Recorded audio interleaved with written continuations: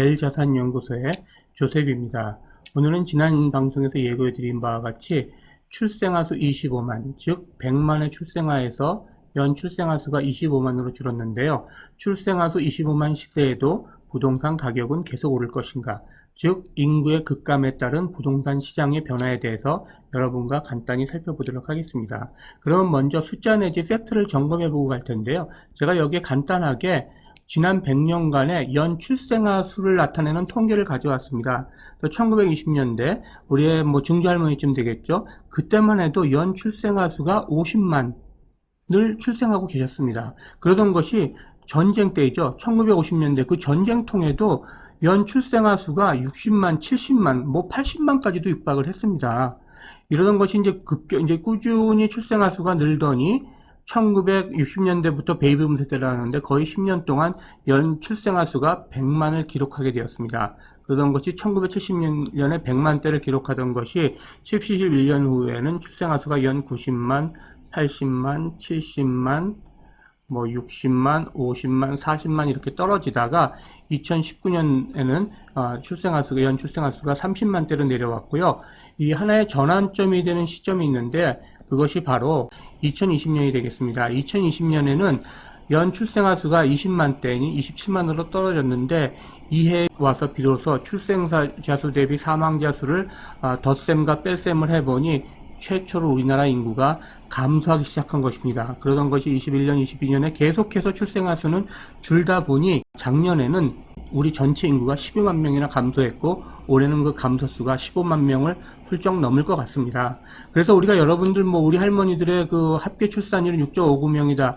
한 명의 할머니가 한 명의 여성분이 7명의 아이를 낳았는데 그러던 것이 한 명도 못 낳는 0.7%대로 떨어졌다. 이렇게 얘기하니까 우리가 심각성을 못 느끼는데요. 자, 100만이던 연 100만이던 출생아 수가 25만으로 떨어졌다. 자, 이렇게 얘기하면 우리가 얼마나 심각한 인구 감소의 문제를 겪고 있는지 여러분 피드로 느끼겠죠. 자, 그런데 이렇게 부동산 아이들이 출생아 수가 급격히 감소는 했지만 그나마 그래도 인구의 급격한 감소를 그나마 막아준 것이 무엇이냐면 바로 기대 수명의 증가가 되겠습니다. 즉 평균 수명이 꾸준히 올라왔는데요. 1920년대만 하더라도 30살 정도밖에 안 되던 평균 수명이 1950년에 6.7세 그러던 것이 우리가 이제 1970년대에 들어와서는 비로소 평균 수명 60세 시대에 다다르더니 2020년에는 83.5세 즉 거의 이제 90세를 바라보고 있죠. 그래서 60세 정도 되던 평균 수명이 기대 수명이 90세가 되다 보니 그나마 반의 반토막이 난 출생아 때문에 인구가 급격히 감소하는 것을 그나마 막아줬다고 볼 수가 있겠습니다. 자, 그래서 이렇게 출생아 수와 부동산 가격에 대해서 알아보고 있는데요. 그렇다면 이 출생아 수가 왜 이렇게 급감하게 됐을까요? 저는 크게 많은 이유가 있겠지만 크게 두 가지 이유 때문에 출생아 수가 급감하고 아이를 낳지 않는 사회가 됐다고 보는데요. 그것은 바로 여러분들도 아시겠지만 부동산 가격이 너무 지나치고요. 과도하게 교육비에 투자하며 경쟁을 하기 때문에 아이를 낳고 키우고 살기가 힘들어진 사회 내지는 환경이 되었다는 겁니다. 그러다 보니 취업하기도 힘들고요.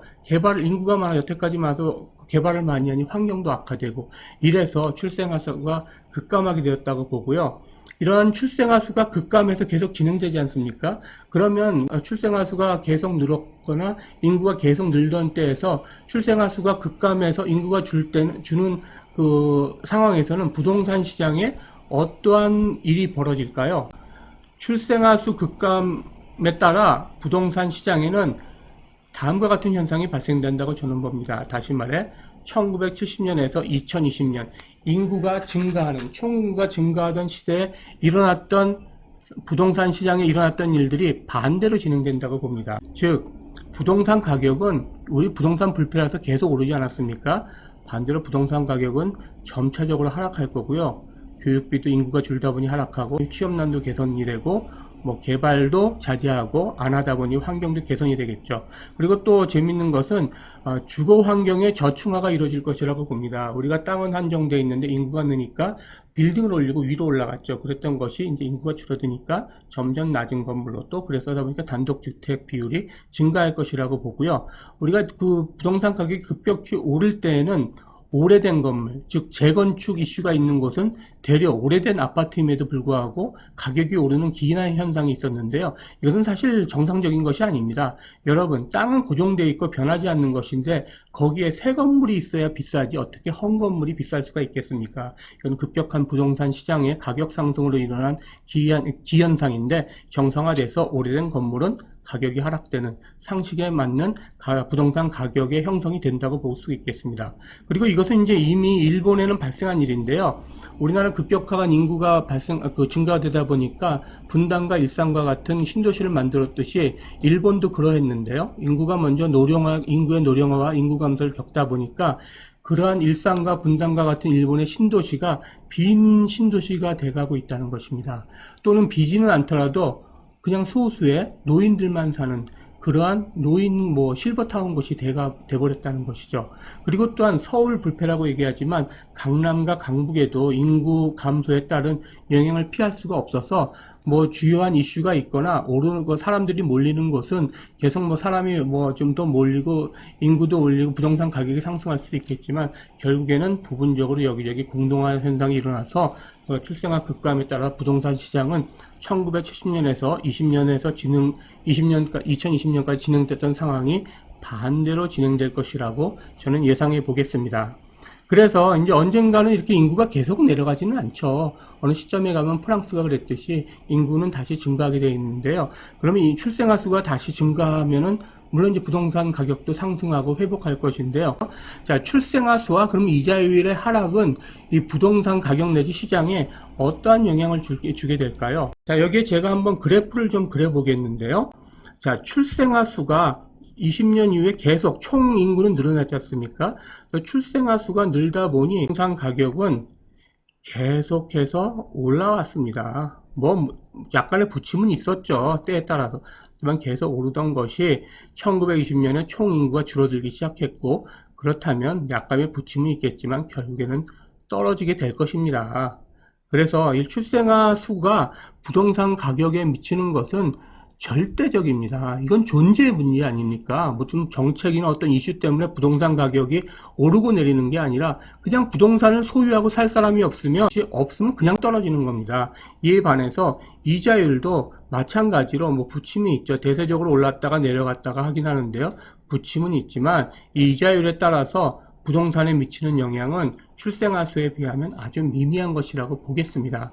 이자율은 말 그대로 어떠한 정책적인 변화에 의해서 기존의 사람들이 집을 어느 가격에 살지 가격의 변화이지만, 이 출생아 수의 변화는 급감은 말 그대로 존재의 문제이기 때문에 부동산 자체를 소유할 사람이 없어지는 문제이니 떨어질 수밖에 없겠죠. 그래서 간단하게 이 출생아 수가 이자율이 부동산 가격에 지대한 영향을 미치는데, 출생아 수가 급감하는 것은 부동산 시장에 아주 엄청난 영향을 가져올 것이라는 것을 이렇게 그래프를 통해서 간단히 살펴보았고요. 그러면 출생아 수는 계속 급감하기만 해서 대한민국은 소멸하고 말까요?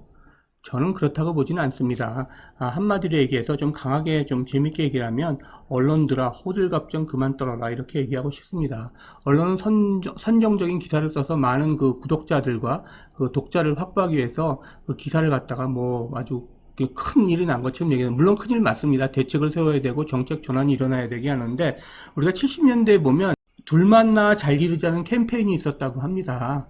그러니까 너무 4명, 5명, 한 명이 4명, 5명을 낳으니까 인구가 너무 느니까 빨리 둘만 낳아서 잘 기르자 이랬지만 인구가 급감하지는 않았죠. 70년대 했던 캠페인이 언제 와서 2020년에 와서 효과가 났다고 볼 수가 있겠죠.